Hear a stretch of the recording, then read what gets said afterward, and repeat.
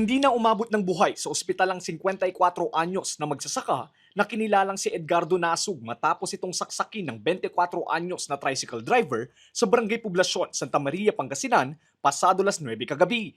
Ang biktima at ang sospek ay parehong residente ng Barangay San Mariano sa nasabing bayan. Batay sa investigasyon ng pulisya, nakaupo umano ang sospek sa kanyang tricycle nang lapitan siya ng biktima at bigla itong sinaksak. Nakaiwas umano ang sospek at dito nagkaroon ng pisikalan ng dalawa. Nakuha umano ng sospek ang balisong mula sa biktima at nasaksak ito sa dibdib. Dagdag pa ng pulisya, dati nang may alita ng sospek at ang biktima bago pa ang insidente.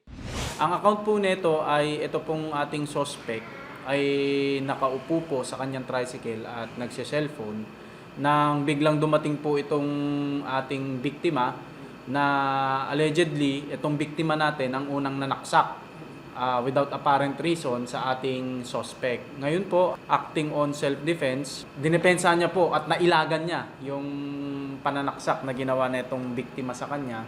Mga ilang beses, kasi na-interview ko din po siya, makailang beses din po siyang sinaksak at nailagan niya ito hanggang sa may pagkakataon siya na agaw niya yung ginamit na weapon at yun nga po ay naisaksak niya naman sa biktima na agad naman pong umalis yung biktima nung siya nasaksak at naitakbo po sa ospital.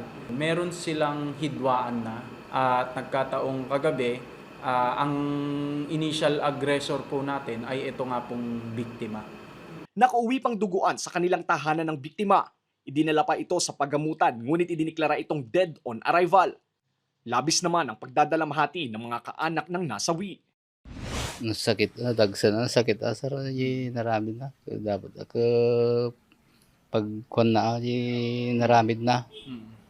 Iko, ano niya, ti kurte. Tagas dyan mo, naramid na ni manong ko. Nagsakit na, tanggapan, naramid na.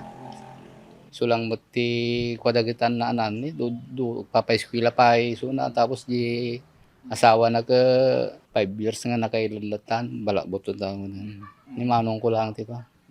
Kasasahan na mga kuti pamilya ko kasi pati naramid na mo. Dagsan ti sir, naramid na. Loko na nga talaga aja sir. Nagsagutan sila yung kapatid na yung sumaksak. Kanyon, sinuntok yung kapatid ko dito. Yun nakainom kasi yung kuya ko. Umuwi na dito sa bahay. Tamo mo dyan, naayos dyan. Siyempre, may kita na siguro na mata na. Di nagibalas. Samantala, nasa kustodiya ngayon ng pulisya ang 24 anyos na sospek matapos itong personal na nag-surrender. Depensa niya, Yung una sir, sinuntok niya po ako sir, hawak niya yung kutsilyo. Tapos nailo po ako. Tapos yung pangalawa, pangatlo, pangapat, na nahawakan ko po. Ito po. Nahawakan ko. Tapos nagaw ko po yung kutsilyo na ginantihan ko rin po. Dahil sa kapatid ko sir. Nung una sir, pinukpok siya ng buti sir ng kapatid ko. Pinukpok niya ng buti sir. Tapos yung pangalawa, pumunta na naman dun sa paradaan namin sir, nagyayabang doon. Sino mayabang dito, kahit sino dyan, tiruwak ko na sir. Tapos ako yung pinaginitan din sir. Tapos yung nagsisilpon na ako sir, doon na ako sinuntok dito sir. Kagabi, tapos nagsasaksak ako sir, umilag-ilag lang po ako sir kagabi. Marami pong nakakita. Nanginginig po yung kamay ko, yung pang disgrasa lang yun sir.